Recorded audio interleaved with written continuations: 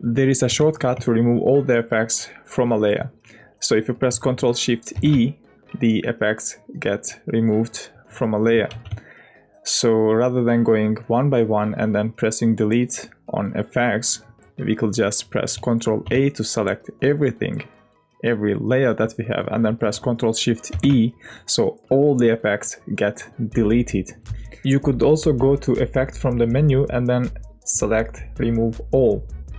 We can invert selection, so if I wanted to select everything but the track layers, I would select the track layers and then right click and then click on Invert Selection, so it will select everything but the track layers.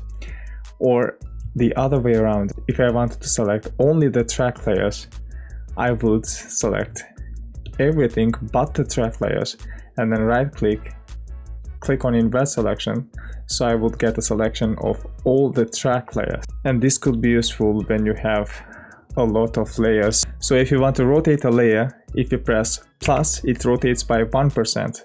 If you press Shift plus, it rotates by 10%. So I'll press minus to rotate the other way around by 1% and then Shift minus to rotate other way around by 10%. Same goes for scale, so if I press Ctrl plus, it scales up by 1%, Ctrl minus scales down by 1%, Ctrl Shift plus scales up by 10%, and then Ctrl Shift minus scales down by 10%. I'll select a few layers. In my case, I select only the shape layers and then parent them all to null object, and it doesn't have to be null, it could be anything. And then I go to the layer that I parented all the layers and select it, right click and then choose, select this one, select children, and it makes a selection of all the layers that are parented to null.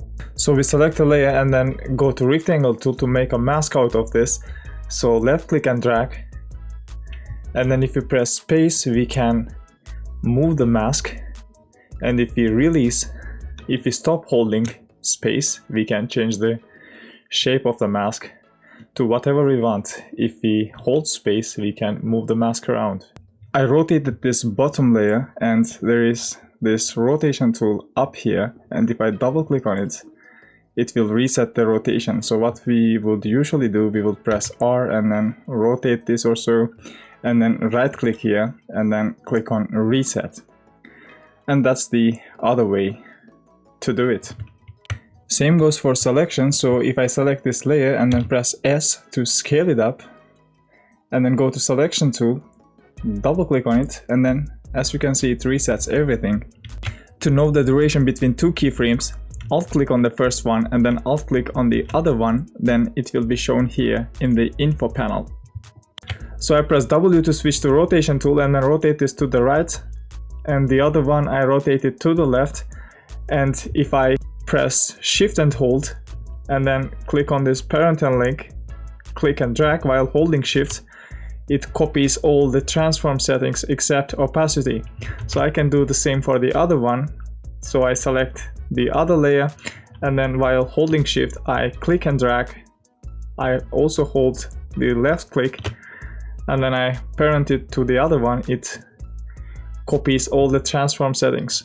By pressing asterisk we can add a marker here, and by double clicking on it we add comments. So I'll undo this, Ctrl Z to undo. We can do both at the same time by pressing Alt and asterisk. So I'll type in something here and we can change the color. We can move a few frames forward and then we do the same, Alt and asterisk, and then we can change the color of this.